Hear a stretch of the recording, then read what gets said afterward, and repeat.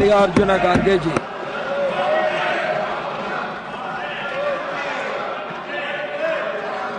श्रीमान मल्लिकार्जुन खड़गे जी।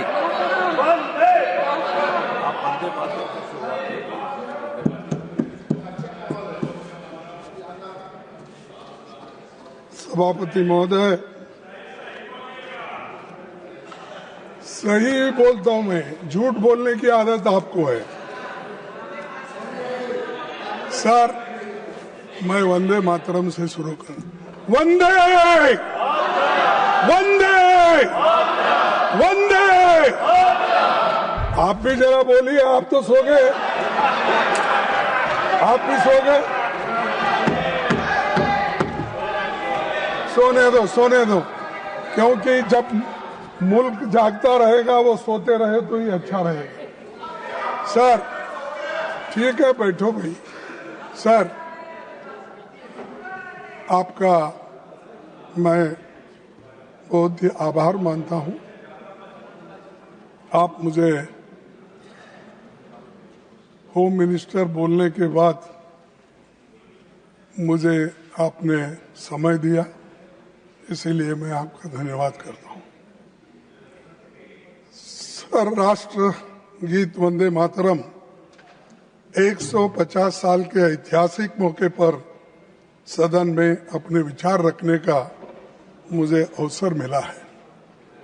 मैं सौभाग्यशाली हूं और ये गाना मैं 60 साल से गा रहा हूं, क्योंकि मैं 55 साल तो इसी में गुजारा, MLA, MP, Rajya Sabha member.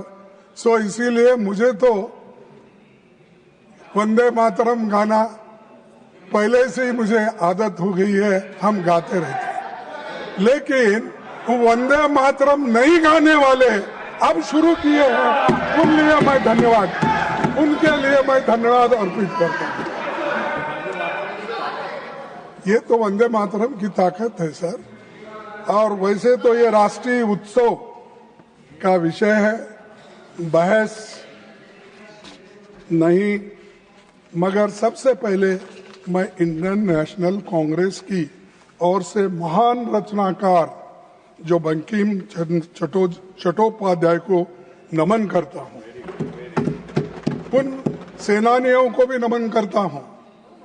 Vande Mataram का नारा लगाते हुए आजादी के आंदोलन में जिनको बलिदान दिए उनको भी मैं नमन करता हूं।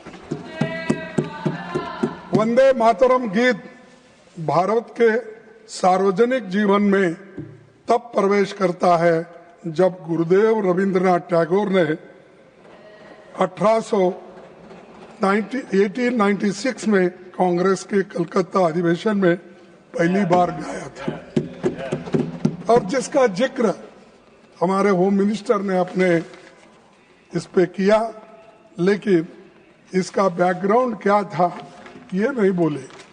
जो चीज उनको अच्छी लगती है और कांग्रेस को टोकने के लिए, हमारे लीडरों का अपमान करने के लिए जो बोलना है वही कट पेस्ट करके बोलते हैं, दूसरा नहीं बोलते। ये आदत है, लेकिन क्या कर सकते सर, चंद लोगों की वो आदत से मजबूर होते हैं, वही बात बार बार करते हैं। सर, इस तरह वंदे मातरम को आजादी का नारा बनाने का काम कांग्रेस पार्टी ने किया। कांग्रेस ने अपने अधिवेशनों और कार्यक्रम में वंदे मातरम के नियमित गायन की परंपरा शुरू कर दी। क्या आप लोगों ने अपने पार्टी का कार्यक्रम शुरू होता, ये आपने पहले कर दिए थे? करते थे। अरे आप तो हर चीज के खिलाफ करते हो, फिर भी आपको मैं बार बार टोकना नहीं चाहता, लेकिन आपको मालूम होना चाहिए, आपका इतिहास ये है कि आप हमेशा देशभक्ति के गाने को, आजादी को और आजादी के लड़ाई के खिलाफ आप थे, कभी भी आप उसके फेवर में नहीं। सर, महात्मा गांधी ने जब 1921 में असहयोग आंदोलन, नॉन कोऑपरेशन मूवमेंट छेड़ा, तो लाखों कांग्रेसी स्वतंत्रता सेनानी भारत माता की जय, महात्मा गांधी की जय और वंदे मातरम का नारा लगाते हुए जेल जा रहे थे। आप क्या कर रहे थे? ब्रिटिशों के पास नौकरी कर रहे थे। निकाल के देखो। अरे, और आप हमको देशभक्ति सिखाते हो, हमको पैट्रियोटिज्म सिखाते हो। अरे, पहले तो आप पैट्रियोटिज्म के नाम से डरते थे और सिर्फ सेवा करना ब्रिटिशरों का जानते थे। इसीलिए अरे माफीनामा फिर आता हूं भाई बाद में, वो तो उनके गुरु का है। सभापति जी, मैं कहना चाहूंगा कि पीएम मोदी जवाहरलाल नेहरू जी का अपमान करने का कोई मौका नहीं छोड़ते और वैसा ही होम मिनिस्टर नहीं छोड़ते, क्योंकि उनके पीछे पीछे है ना, वो आगे आगे इन्हों पीछे पीछे। तो नेचुरली ये हमेशा कि इसीलिए वो हमेशा कांग्रेस का गिला करते हैं और हमारे पार्टी के बारे में, नेताओं के बारे में, यहाँ तक कि हर कांग्रेस के लीडर का अपमान करने का मौका नहीं छोड़ते।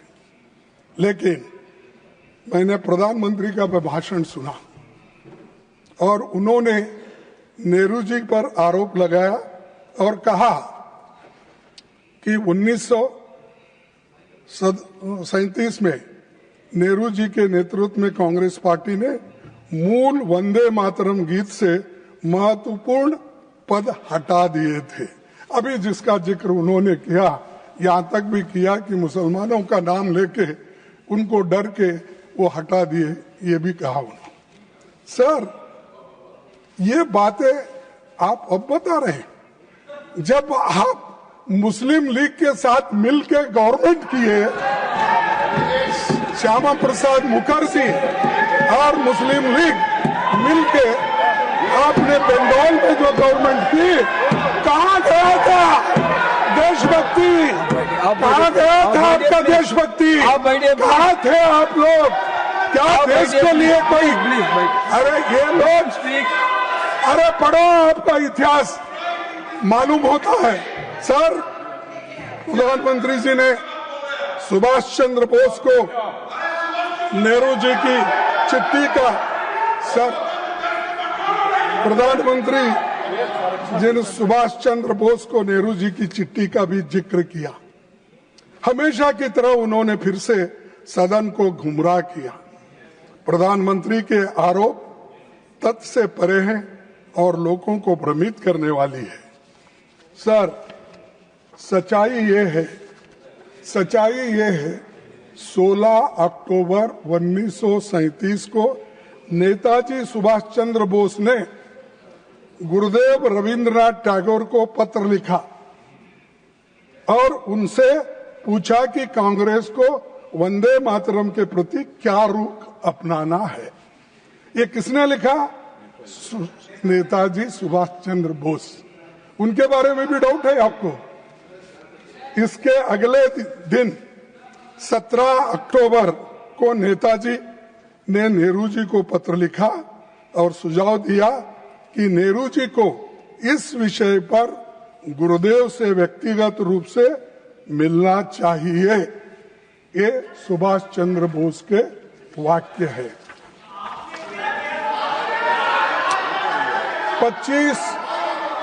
25 अक्टूबर 1937 को नेहरू जी गुरुदेव रविंद्रनाथ टैगोर से मिले और 26 अक्टूबर 1937 को पत्र लिखा, जिसमें मैं कोट करता हूं कि एग्जिबिट 1 मैं इस सदन के पटन पर रखता हूं, वो ताकि अच्छा ढंग से वो पढ़ ले।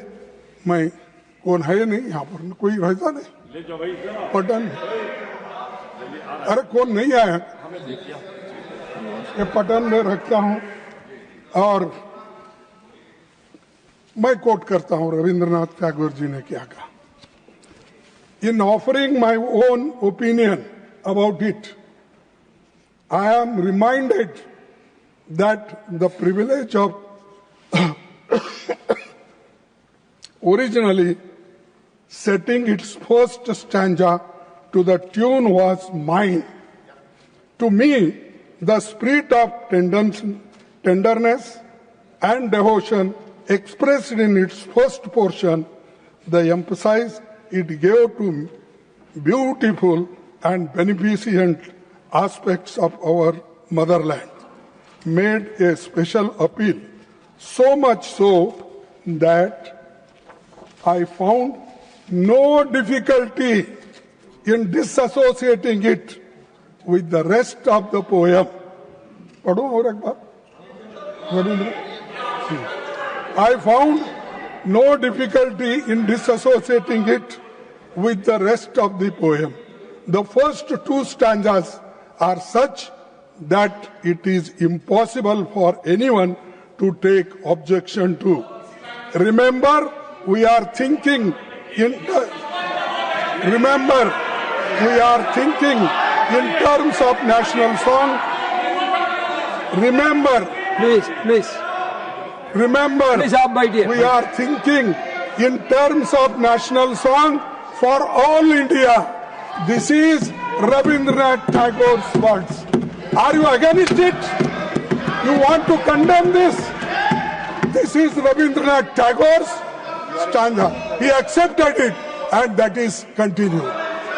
सभापति जी, सच्चाई ये है कि कांग्रेस वर्किंग कमेटी ने 28 अक्टूबर 1937 को गुरुदेव की इन्हीं शब्दों को सर्वसम्मति से पारित किया। कहां पर? तो ये जो इस प्रस्ताव पर सहमति व्यक्त करने वालों में प्रमुख नेताओं के नाम है, पढ़ता हूं। महात्मा गांधी जी, आपको ऑब्जेक्शन है?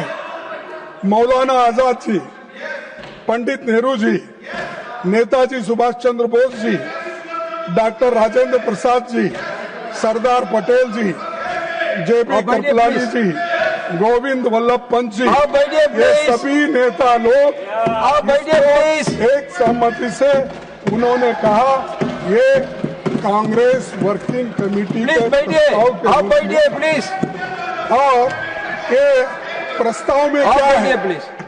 The committee wishes to point out that the modern evolution of the use of the song as part of national life is of infinitely a greater importance.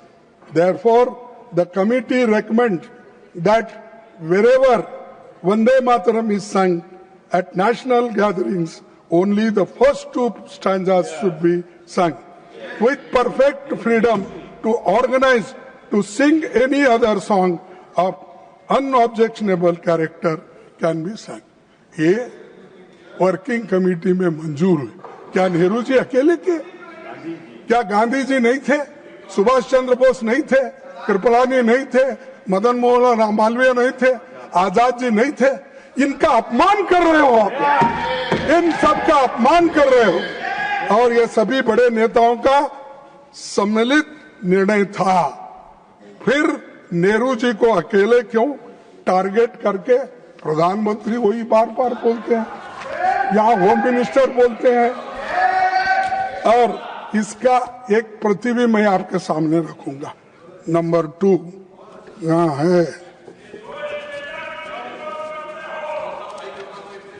Sir देख, ये दूसरा नंबर है, मैं ये भी पठन पे रखूंगा। प्लीज ये पढ़ लीजिए, क्योंकि आप नहीं पढ़े होंगे कांग्रेस का इतिहास। सिर्फ आप गोलवरकर का, मनुस्मृति का ये किताबें पढ़े हैं, ये भी जरा पढ़ो, इसीलिए मैं आपको दे रहा हूं। सर, इस मुद्दे पर एक नया विवाद खड़ा करके मोदी जी ने न केवल राष्ट्रीय नायकों का बल्कि विशेष रूप से गुरुदेव रविंद्रनाथ टैगोर का भी अपमान किया।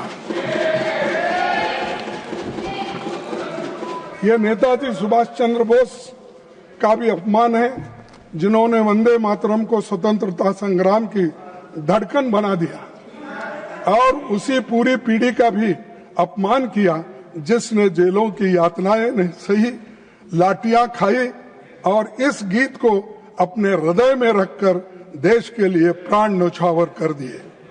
इसीलिए मोदी जी को आपको देश से माफी मांगना चाहिए,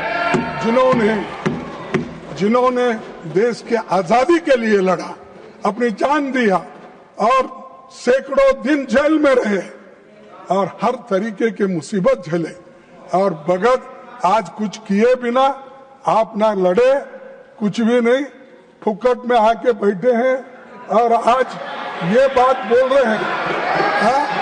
और आजादी लाए हम, तो इसीलिए ये लोगों को उसका ये मालूम नहीं है वैल्यू। सर, सभापति जी, मैं सदन को याद दिलाना चाहूंगा कि हिंदू महासभा और आरएसएस ने स्वतंत्रता संग्राम में भाग नहीं लिया था। यही नहीं, उन्होंने भारत के संविधान की प्रतियां भी जला दी थी। उन्हें आपत्ति थी कि जो बाबा साहब अम्बेडकर ने संविधान बनाया था वो मनुस्मृति पर आधारित नहीं था, इसीलिए हम उसको मान्यता नहीं देंगे, और यहीं पर उसको जलाया गया दिल्ली में। उन्होंने महात्मा गांधी, पंडित नेहरू और अंबेडकर के पुतले यहीं रामलीला मैदान पे जलाए। ये इतिहास है, आप पढ़िए। और जो संविधान को मानने वाले नहीं हैं और हमसे बार बार कहते हैं कि तुम क्या किए, तुम क्या करें, क्या तुम्हारे घर में नौकरी करना, क्या किए देश के लिए करें। हमारे लोग मरे, जेल में गए। सर, भारत के संविधान लागू होने के 2 दिन पहले, सर ये सुनने की बात है, भारत के संविधान लागू होने के 2 दिन पहले 24 जनवरी 1950 डॉक्टर राजेंद्र प्रसाद जी ने ये कहा था, the composition consisting of words and music known as Jana Gana Mana is the national anthem of India. And the song Vande Mataram, which has played a historic part in the struggle for Indian freedom, shall be honored equally with Jana Gana Mana and shall have equal status with it. ये हमारे भूतपूर्व, हमारे राष्ट्रपति जी का है, इसको भी आप नकारते हैं। अरे जो चीजें इतिहास के पन्नों में आए हैं, तारीख लिखा है, उस तारीख को भी आप मानने वाले नहीं हैं। तो मेरे को समझ में नहीं आ रहा किस चीज को मानते हैं। क्या हिटलर के बुक को मानते हैं, किसके लिए? और हमेशा आपकी आदत हो गई है कि कांग्रेस को गालियां देना और नेहरू जी को टारगेट। अरे नेहरू जी का इमेज खराब करने के लिए अगर आप बैठे हैं, वो नामुमकिन है, वो सबसे ऊंचा है दुनिया में उसका नाम है। अब उतना ऊंचा आप कभी नहीं बन सकते, आप नीचे है, नीचे ही रहेंगे। सभापति जी, बीजेपी के लोगों को वंदे मातरम की याद कई दशकों के बाद आई है, परंतु मैं सदन को याद दिलाना चाहता हूं कि वंदे मातरम की 100वीं सालगिरह के मौके पर वंदे मातरम पर पहला स्मारक पोस्टल स्टैंप 30 दिसंबर 1976 को श्रीमती इंदिरा गांधी जी के कार्यकाल में जारी किया गया है। वो स्टैंप भी मैं आपको दिखाता हूं, ये भी भेज दीजिए। सर, अरे आप लोग देखे नहीं भाई, जरा देख के तो देखो। मुझे अपने सार्वजनिक जीवन के शुरुआती दिनों में एक लोकप्रिय स्टैंप बहुत अच्छे से याद है। मैं उस वक्त कर्नाटक स्टेट में एजुकेशन मिनिस्टर था, तो उस वक्त ये निकाला गया। हम लोग भी वहां पर स्टेट में इसका फंक्शन करते। आपकी अनुमति से इस स्टैंप की एक प्रति दिखाना चाहता हूं। मैं अभी आपके पास भेज रहा हूं और वो आप उसको जरा देख लीजिए। ये तो इतिहास की बात थी जिसे प्रधानमंत्री जी को समझना चाहिए था। आज की चर्चा का संदर्भ वही होना चाहिए जो देशवासियों को वंदे मातरम की भावना का सही अर्थ और सम्मान समझा सके।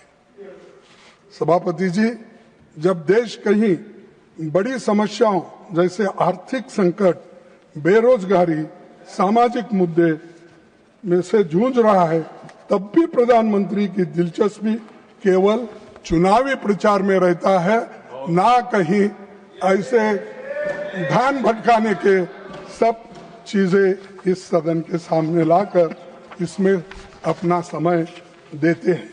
सर, उन्होंने वंदे मातरम पर बहस केवल बंगाल चुनावों के ध्यान में रखकर ही की है, ये मेरा कहना है। ये उसी लिए तो आपने ये की। इस गलत फहमी में न रहे कि गुरुदेव रविंद्रनाथ टैगोर पर हमला करके असली मुद्दों से ध्यान हटाया जा सके। ये नहीं हो सकता। इस सदन का उद्देश्य यही होना चाहिए कि देश के सामने मौजूद ज्वलंत मुद्दे पर ध्यान केंद्रित किया जाए, क्योंकि भारत माता को सच्ची श्रद्धांजलि तभी होगी जब ये संसद जनता के मुद्दों और उनके समाधान के बारे में बहस करे। ये मेरा कहना है अध्यक्ष महोदय, इसीलिए मैं ये बातें उनके सामने रखी। और दूसरी, सभापति जी, मुझे विशेष रूप से इस सरकार द्वारा भारतीय रुपये गिरते मूल्यों के बारे में कुछ बताना है, क्योंकि $1 की कीमत अब 90 रुपीस, 90 रुपए, इतना गिरा, अब वो नीचे गया। और आपके नेता, जब आप होम मिनिस्टर थे, आपके नेता जो चीफ मिनिस्टर थे, उन्होंने उस वक्त क्या कहा था, ये सुनने की जरा थोड़ी सी टॉलरेंस रखो। जब देश के सामने आर्थिक चुनौतियां खड़ी है, तब वंदे मातरम जैसे राष्ट्रगीत को लेकर राजनीतिक बहस करना केवल ध्यान भटकाने का प्रयास है। असली देशभक्ति वही है जो रुपए की गिरती कीमत और आम जनता की परेशानियों जैसी समस्याओं का समाधान ढूंढे, न कि केवल सिंबॉलिक और भाषणों तक सीमित रहे।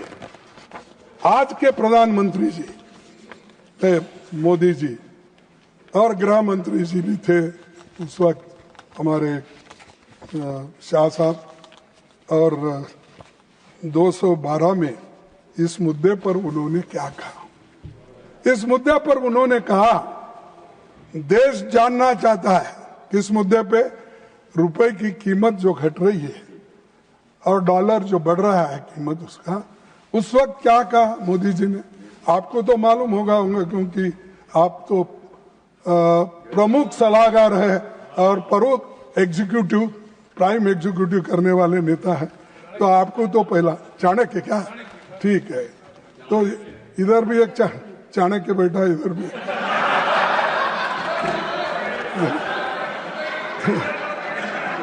तो अरे बैठो। देश जानना चाहता है, प्रधानमंत्री जी, ये उन्होंने कहा, देश जानना चाहता है। प्रधानमंत्री जी मनमोहन सिंह जी को कहते हैं, ऐसा क्या कारण है कि आज अकेला हिंदुस्तान का रुपया डॉलर के मुकाबले गिरता ही चला गया, और मैंने साफ मांग की है, यह सिर्फ आर्थिक कारणों से नहीं हुआ, ये आपकी भ्रष्ट राजनीति को दिल्ली से चली उसका इसके अंदर बहुत बड़ा रोल है। मैं बहुत गंभीरता से ये आरोप कर रहा हूं। क्या आपके पास भी ऐसा ही हुआ? आप भी भ्रष्ट हैं? आप तो बोलते मैं पाक हूं, स्वच्छ हूं, कहाँ है? ये दर्शाता है आप आज पूरे हिंदुस्तान, पहले जो था उससे बदतर हो गई आपकी गवर्नमेंट, और आज जो उस वक्त 55-60 रुपए था, आज 90 रुपए। अरे गिर गया, इतना गिर गया। वो हिमालय से नीचे गिरने के बाद आदमी के टुकड़े टुकड़े भी नहीं मिलते, वैसा हो गया आपके हाथ। सर ये शब्द मोदी जी के हैं, मेरे नहीं है, उनका कोट है। लेकिन मैं ये पूछना चाहता हूं कि जिन कारणों का हवाला देकर आपने उस समय हम पर आरोप लगाए थे, क्या वही कारण आज रुपए के लगातार गिराने की वजह बन गई है? तो ये आप लोगों का कहना है। तो अध्यक्ष महोदय, अब आपकी चिंता बहुत बड़ी है, हम चिंतित भी है। हमारे पड़ोसी देशों में हमारा अपना प्रभाव घट रहा है, जबकि चीन का प्रभाव बढ़ रहा है।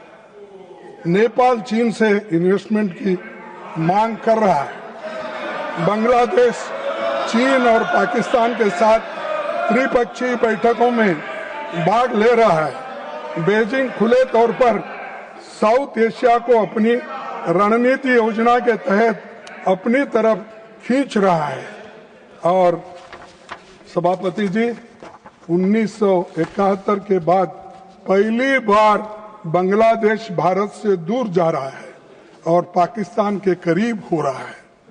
चीन की इतनी हिम्मत बढ़ गई है कि वो अरुणाचल प्रदेश पर अपना बेबुनियादी दावा ही नहीं कर रहा, बल्कि उसके भारतीय नागरिकों पर थोप भी रहा है। अरुणाचल प्रदेश की एक भारतीय महिला को सांघाई हवाई अड्डे पर 18 घंटे तक हिरासत में रखा गया और उसे कहा गया कि उसका पासपोर्ट अमान्य है और चीनी पासपोर्ट के लिए आवेदन करने की सलाह वहां के एयरपोर्ट वाले दिए। सर, आप भारत में हमेशा बोलते हम कभी झुकेंगे नहीं, हमारी छाती 56 इंच की है। ठीक है, किसी का शरीर बड़ा होता है, किसी का गोरा होता है, किसी का काला होता है। जैसा कि मेरी हाइट ज्यादा है, मोदी जी की हाइट उतनी है, शाह साहब की जरा हाइट कम है, अलग अलग बात है। लेकिन आपकी 56 इंच छाती तो रहने दो, लेकिन इससे देश को क्या फायदा हुआ तुम्हारे छाती का? चीन के खिलाफ एक शब्द भी नहीं बोलते, और बोलेंगे भी कैसे जब आपके ही विदेश मंत्री सार्वजनिक रूप से स्वीकार कर चुके हैं कि भारत अभी छोटी अर्थव्यवस्था है और चीन का मुकाबला नहीं कर सकती। प्रधानमंत्री जी ने खुद 19 जून 2020 को चीन को क्लीन चिट दिया और कहा था ना तो कोई घुसा है ना ही कोई घुस आया है। मैंने कहा, उनको मालूम है ये शब्द उन्हीं के हैं, मेरे नहीं। तो ये सब आप ही बोले हैं, तो आप कहाँ ठहरे हैं किस बात का? और फिर अमेरिका मामले में मोदी फिर एक बार, ट्रम्प फिर एक बार, ऐसा कुछ बोलते फिरे, लेकिन पाप बेचारे उनका प्रचार का असर नहीं हुआ, वो हार गए और बड़े मुश्किल के साथ इस बार वो चुन के आए, लेकिन दोस्ती में कमी हो गई है पहले से। अमेरिका के मामले में राष्ट्रपति डोनाल्ड ट्रंप के बार बार दावा किया कि उन्होंने भारत और पाकिस्तान के बीच युद्ध रोक दिया। सभापति जी, पिछली बार जब मैंने इस विषय पर चर्चा की थी तब मैंने बताया था कि वो ये बात कितनी बार दोहरा चुके हैं। उन्होंने इसे इतनी बार कहा है कि गिनती करना भी मुश्किल है, उतने बार ट्रंप ने बार बार कहा है। मैंने सुनाया, मैंने कॉम्प्रोमाइज कराया, मैंने सब कुछ किया। अरे you please stick to the subject, don't deviate too much from the subject, then unnecessarily the house is getting disturbed. Please look to the subject, come back to the subject. ये भारत की बात हो गई, और हम भारत के लिए। और दूसरी बात सर, अमेरिका ने हमारे व्यापारियों को टैरिफ लगाकर बर्बाद कर दिया है। और इसके चलते हमारा कपड़ा, चमड़ा, सोना, ऑटो पार्ट जैसे लेबर इंटेंसिव क्षेत्रों के लाखों लोग भारी संकट में है। रूस के मामले में जैसे ही अमेरिका ने दबाव डाला, अपने तेल आयात कम कर दिया। स्ट्रैटेजिक ऑटोनॉमी के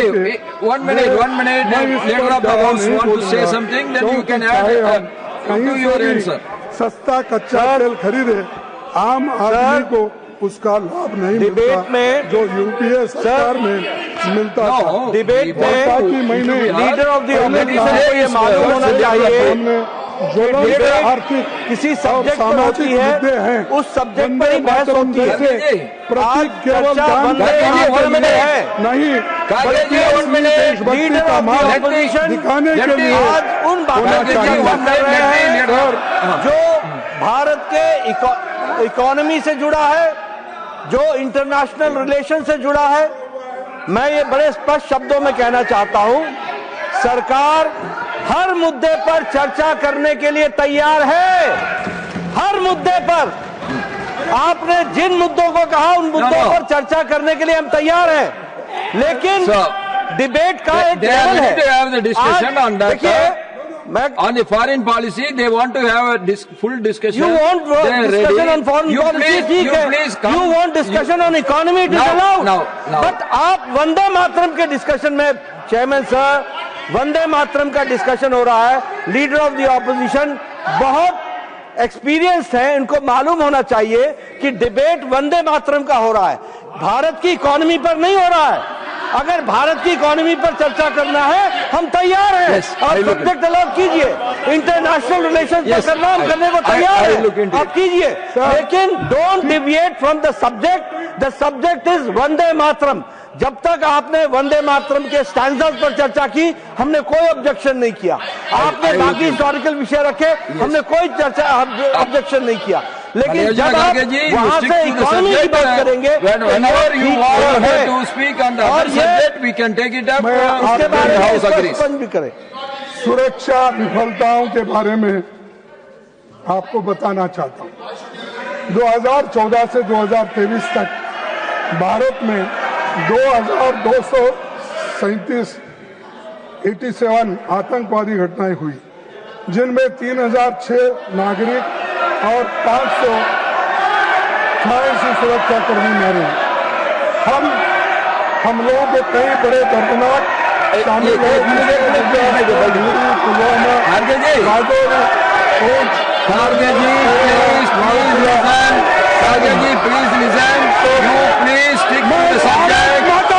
बात कर रहा हूँ। भारत माता की, भारत माता की।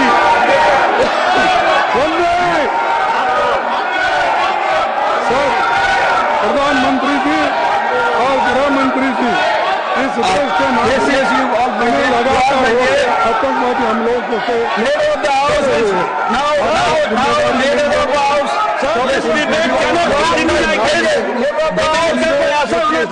डिबेट का होना चाहिए।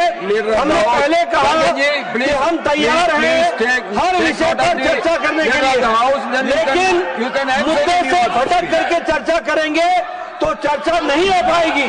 चर्चा करनी है तो उस मुद्दे पर कीजिए जिसके लिए उनको समय दिया गया है। लीडर ऑफ द ऑपोजिशन को समय वंदे मातरम के लिए दिया गया है। Please discuss Vande Mataram. If you have to discuss terrorism, we are ready for that also, and we discuss operation सिंदूर।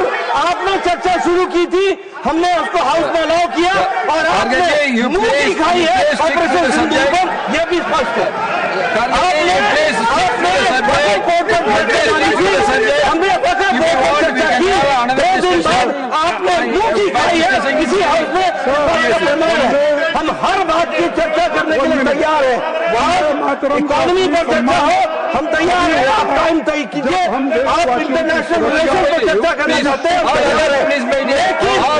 वंदे मातरम की आड़ में, वंदे मातरम की आड़ में अगर आप इस तरीके से चर्चा को डिबेट करेंगे और आप डिस्कशन को हाईजैक करना चाहेंगे तो ये नहीं हो पाएगा। इस तरीके का हम That is not correct. Bhagyaji, you stick to the subject.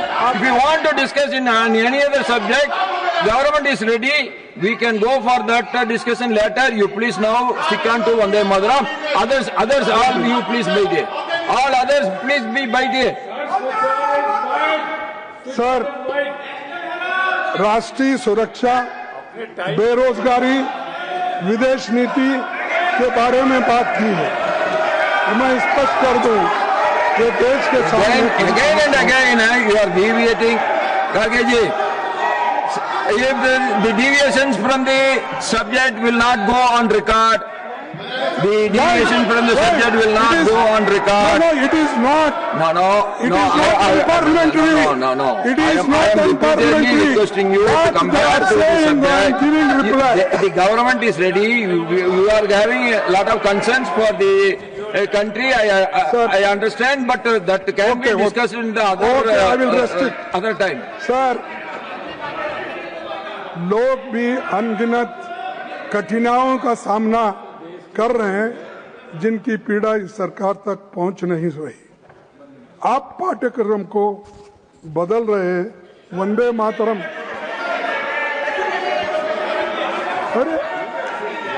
अरे तुम्हारे कमियां गिन रहा हूं। आप तुम्हारे कमियां गिन रहा हूं। भागो मत। No. You are. It is only your speech has created. They were listening, but your speech only has created. Your speech only created the controversy. Please stick to the subject. You please stick to the subject. And आज भी दलितों को that is not correct. Nothing will go on record unless the house comes in an order. Nothing will go on record unless the house comes to an order. Nothing will go on record, Bhagyaji. Nothing will go on record unless the house comes in order. Please, you wait here. You please wait here. I will request him not to deviate from the subject. You please wait here. I am requesting him not to deviate from the subject. You all please wait here. Gargaji, you are a very senior person. You should be an exemplary to all the young member of parliament. I am requesting you not to deviate. The government is already given their consent. They want to discuss separately the economics, security separately. You come back to the Vande Mataram and you speak, please. Others all wait here. Sir, आज भी honorable leader of the house want to say something. You hear it? No. Let him say. मैं खड़गे जी से विनम्र भाव से ये निवेदन करना चाहता हूं कि जो आज राज्यसभा में वंदे मातरम पर चर्चा हो रही है, बहुत हाई क्वालिटी की डिबेट चल रही थी। मैं चाहता हूं कि इसकी क्वालिटी इसी प्रकार से रहे। मैं दोबारा निवेदन उनसे करना चाहता हूं, आपने भारत की इकोनॉमी पर चर्चा चाहिए है, हम करने के लिए तैयार हैं। आपने इंटरनेशनल रिलेशंस पर चर्चा मांगी हो, हम करने के लिए तैयार हैं। हमने पहले भी कहा ऑपरेशन सिंदूर और उसके इम्पैक्ट के बारे में आपने चर्चा मांगी थी, हम यहाँ चर्चा हुई और ये अलग बात है कि आपको मुंह की खानी पड़ी उस पर। फिर आपने और भी चर्चा मांगी थी वक्फ बोर्ड पर, वो भी चर्चा इस हाउस में हुई है, उसमें भी आपको मुंह की खानी पड़ी है। आपने अन्य विषयों पर भी चर्चा मांगी, आपको मुंह की खानी पड़ी। लेकिन आज वंदे मातरम का डिस्कशन चल रहा है, कृपया करके ये रिटन टेक्स्ट मत पढ़िए, मत पढ़िए। आप वंदे मातरम पर चर्चा कीजिए, इस तरीके से आप एजुकेशन पर चर्चा करेंगे, आप इकोनॉमी पर चर्चा करेंगे, आप इंटरनेशनल। ये डिबेट का तरीका नहीं है, ये डिबेट का तरीका नहीं है। डिबेट का तरीका है, सब्जेक्ट तय होता है, यू स्पीक। और मैं आपसे निवेदन करूंगा, and I need your protection to maintain the standard of the debate. Anything irrelevant to the subject should be expunged from the proceedings. Anything unparliamentary will not go on record. No, I am not saying any unparliamentary will not go on record. What is your problem? Any unparliamentary. No. What is your problem? If anything unparliamentary, my problem is that दलितों को मंदिर में नहीं आने देते. My problem is that शादी में घोड़े पर बैठना चल नहीं देते. My problem is that गांव के कुएं से पानी Kharge ji, when you are talking about Vande Mataram, there is no problem in the house. When you are going out of the subject, all the problems are started. पीटा जाता है, अपमानित किया जाता है. No. Nothing will go on record. Nothing will go on record till the house comes to an order. Nothing will not go on record. Nothing will not go on record unless the house come to an order. You please all wait here. All others wait here. Kharge ji, you have to stick to the subject, please. Unnecessarily, it is creating pandemonium in the house. Sir, supreme court के भीतर तत्कालीन मुख्य न्यायाधीश पर जूता फेंकने जैसी घटना बढ़ती सामाजिक कटुता है. और this will not go on record. This will not go on record. That has nothing to do with Vande Mataram. This will not go on record. दलितों के न्यायाधीशों के ऊपर, ऑफिसरों के ऊपर हो This will not go on. हम सब वंदे मातरम कहते हैं और इस मातृभूमि को नमन करते हैं, लेकिन इसी मातृभूमि में कमजोर दलितों, असहायक लोगों को हर Nothing will go on record. Nothing will go on record till the house comes to an order. किया जाता है. सरकार की कुछ पसंदीदा पूंजीपति. Nothing will go on record till the house comes to an order. All wait here. All wait here. All wait here, please. All wait here, please. All wait here, please. No. Sanjay Sethji, please wait here. Please wait here. Please wait here. Please wait here. Everyone, please take your seat. Everyone, please take your seat.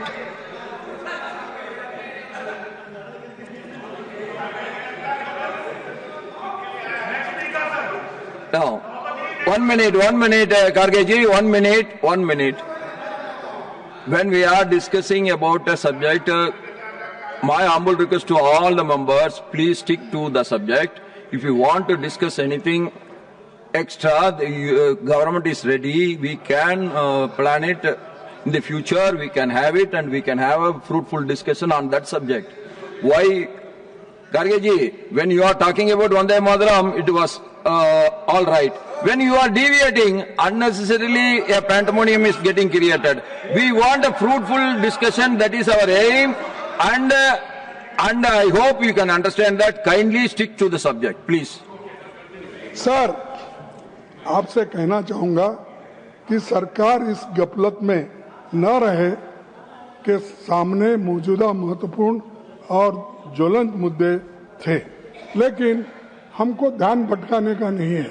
हमको ये आपके सामने इसलिए रख रहे हैं जो हालांकि देश में जो स्थिति दलितों की है, बच्चों की है.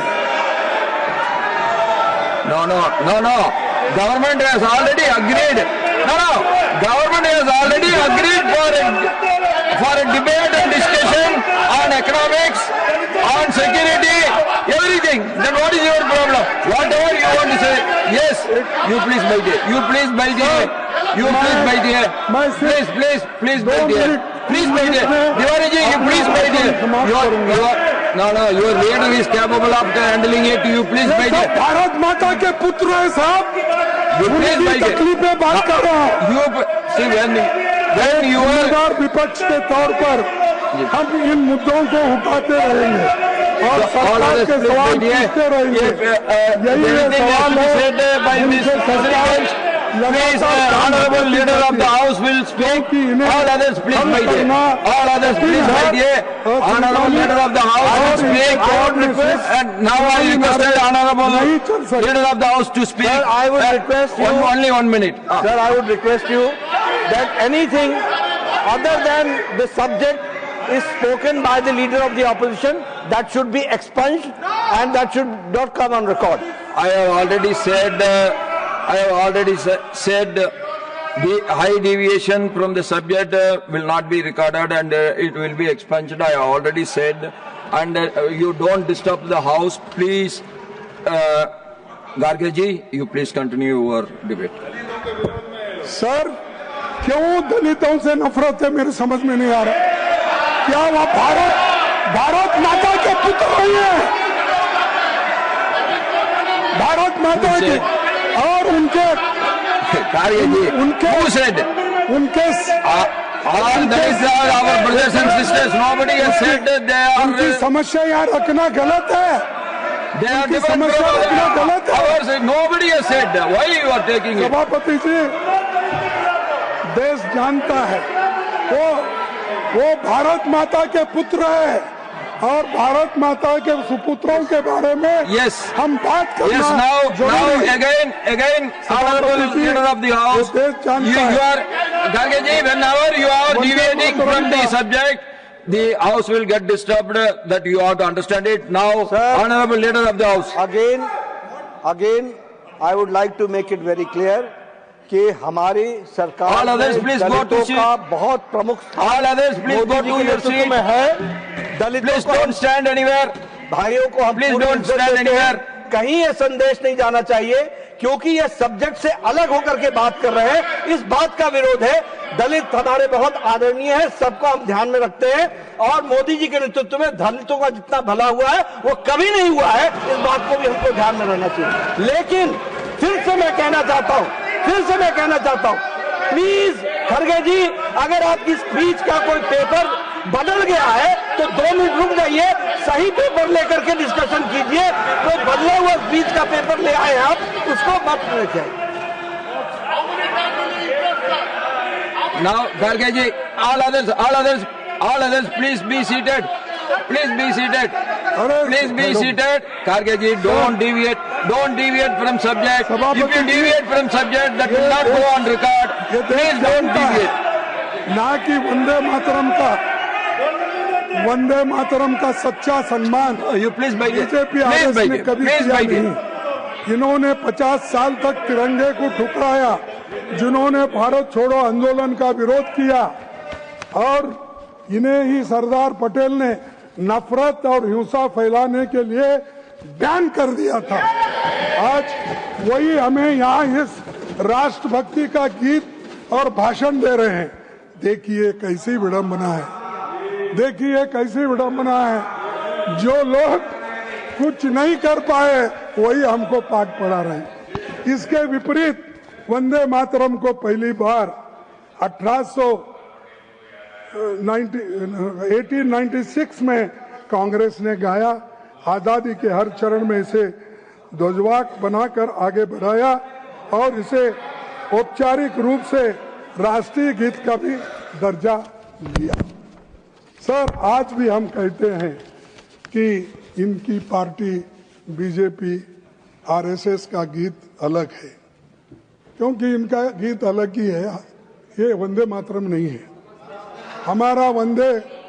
हमारा गीत वंदे मातरम है और आरएसएस का झंडा अलग है और तिरंगा हमारा है। आरएसएस की किताब मनुस्मृति है, हमारा संविधान है। ये साफ है कि आरएसएस और बीजेपी की भले ही आज नींद से जागी है, इसीलिए बहस कर रही है।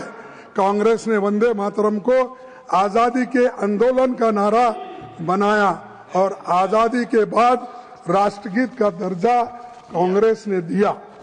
सभापति जी, आखिर में मैं सरकार में बैठे लोगों से ये कहना चाहूंगा, कम से कम ये तो सुने। आखिर में मैं सरकार में बैठे लोगों से कहना चाहूंगा कि असत्य फैलाकर राष्ट्रीय नायकों पर कीचड़ उछालकर अपनी विफलताओं पर पर्दा डालने का काम बंद कीजिए। संविधान को बनाने वाले नायकों और देश की आजादी में अपना सब कुछ कुर्बान करने वाले नेताओं का सम्मान करना सीखिए। आप जब भी इनको अपमानित करेंगे तो ये बात भी खुलकर सामने आएगी कि देश की आजादी में आपके पूर्वजों का कोई भूमिका नहीं है।